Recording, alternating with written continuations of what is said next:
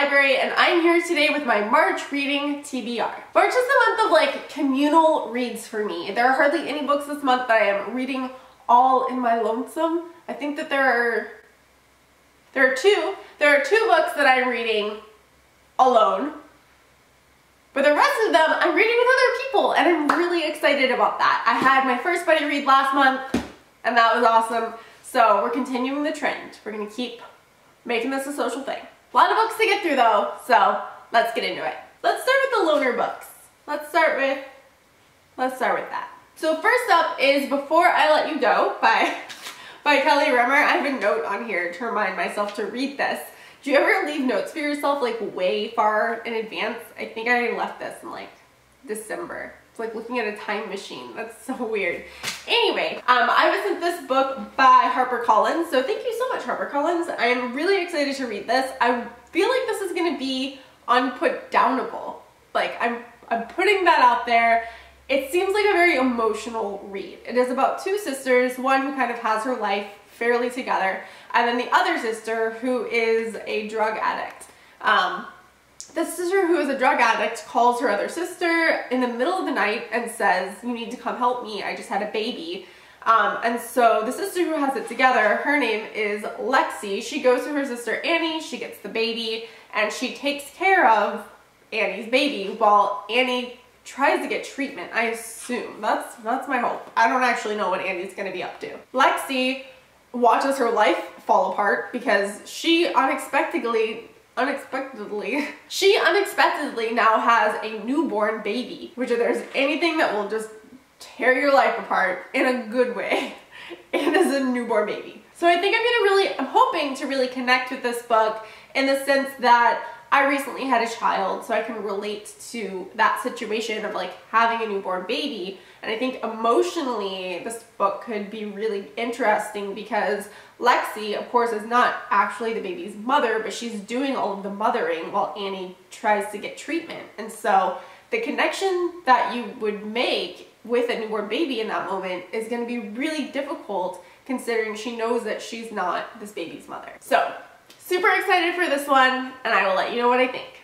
Next up is my other lonesome dove read, and that is My Name is Lucy Barton by Elizabeth Strutt.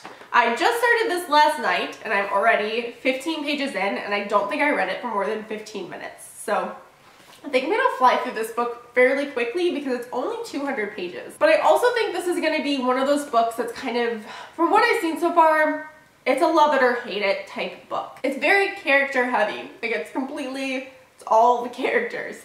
And it is about a woman named Lucy who is in the hospital. She had appendicitis and it went bad. Not that appendicitis can ever go good, but she is in the hospital with appendicitis. She had the surgery and she wasn't able to recover properly. Anyway, her mom shows up, who she hasn't really seen or spoken to in years, but her mom appears, and I think that they're trying to heal their relationship while she is in the hospital, but they're also talking about family and friends that she's disconnected from as well. And so I'm really interested to see how this all kind of comes together. How do you have that much character-based stuff going on for 200 pages? But so far I've really enjoyed it. The writing definitely appeals to me. I think I'm probably more a character-driven book type reader than a plot-driven book type reader, so this is kind of the ultimate test of that, and we'll see how it goes.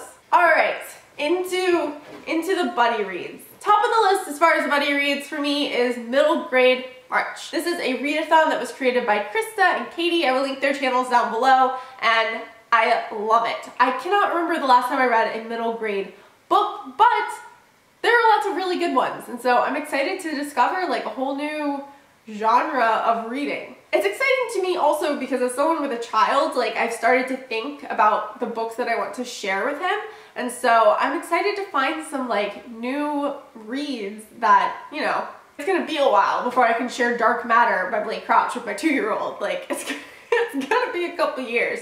So I'm excited to find some books that are not too far off in the future. I will link both of their channels down below, Krista and Katie, but they put together a really cool collaboration video, which I will link down below as well. I got to play a small part in that, and it was so so much fun. So definitely check that out. They chose the book The Girl Who Drank the Moon by Kelly Barnhill as their, like, everybody should read this for the readathon book, and so that's what I'm gonna do. And I'm excited. I'm excited to check this book out. It's on hold for me at the library. Just gotta go pick it up. So the other readathon that I'm going to be participating in, I am also super duper excited about, and that is the readathon that is being hosted this month by Murphy. It takes place March 18th through the 24th, and I will link her announcement video down below, but basically, this is a brilliant idea. I never give myself like the time and the space to reread books. It's not good. It's a problem. There are tons of really, really good books that I would love to reread, but I'm especially excited for the book that I'm going to be rereading for this readathon. And that is Lily and the Octopus by Seema Rowley. I can't say anything about this book without getting squealy. Like, just even the title, and my voice raises like 3 octaves. I read this book originally like in early 2016 when it came out, and it's so good. It's one of my favorite fiction books. Do not be deceived by the dog on the cover. It's not a dog book, but it is kind of a dog book. It is about a man named Ted and his dog Lily. Ted and Lily are BFFs to the extreme. I mean, Ted loves Lily, and I think Ted would consider Lily to be his soulmate, and it is very much his life partner. Like, he shares his life with Lily and has for years. But one day when Ted and Lily are chatting on the couch, he notices that Lily has an octopus on her head. Now, we know, and Ted knows, and in some way maybe Lily knows, that it's not an octopus, it's cancer. The writing in this book, like, dead. I am trash for every page of this book. So thank you to Murphy for giving me an excuse to reread it. And also, I went to Half Price to buy a copy of this book because if there's ever a book I needed a physical copy of, it's this one. And there was a signed copy. What an exciting and fun surprise to stumble upon that. So I will be rereading Lily and the Octopus during the readathon, which is like in the middle of March. I'm seriously gonna have to hold myself back from rereading this before then because it's so good. I will be talking about it nonstop. There will probably be like 4 or 5 videos in March about this book because it's awesome. And I have 2 traditional buddy ready type reads that I'm doing this month as well. The first is American Gods by Neil Gaiman. This is my first Neil Gaiman, and thankfully Rhiannon at Crescent Moon Reads is gonna be helping me through it. I'm pretty sure she's read Neil Gaiman before, so it's gonna be, I have it tabbed up, ready to go.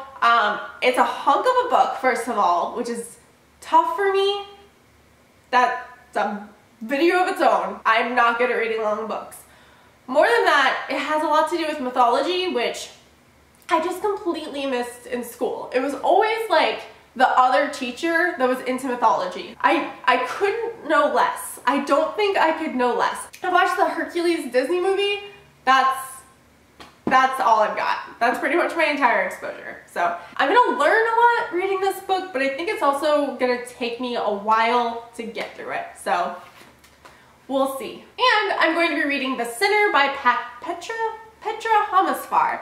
And I'm reading that with Chelsea at Chelsea X Books. I will link both of these lovely ladies' channels down below, and I'm super excited for this. This is a book that I hauled back in like late January or early February from the library, and I have checked it out several times since then. It was a series on USA that I started watching and I never finished. So I know how this book starts, but I have no idea how it ends, and I cannot wait to find out. This is a suspenseful thriller that follows a character named Cora. One day, Cora and her family were on the beach, and she wandered up to a complete stranger and stabbed him to death. When Cora is arrested, she immediately confesses and is like, yeah, I did it. Y'all saw me do it. Everyone saw me. I killed the guy. Take me away.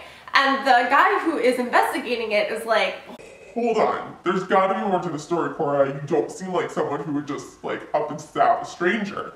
And so the guy who's investigating kind of tries to peel away at Cora's story and figure out, you know, what else is going on. And turns out there's a lot of stuff going on. As Cora's story starts to unravel, we learn more about her past, and all of this kind of comes together to explain what happened that day. And I'm really interested to see what that explanation is, because, I mean, why'd you do it, Cora? And so, yeah, I'm excited to buddy read this with Chelsea. I'm sure I will read even more books in the month of March, considering how my February reading went. I feel like I can fit a couple more books in, so if you have any other suggestions of what you think I should read in March, please let me know down below. Thank you guys so much for watching this video and for reading. Have a great day.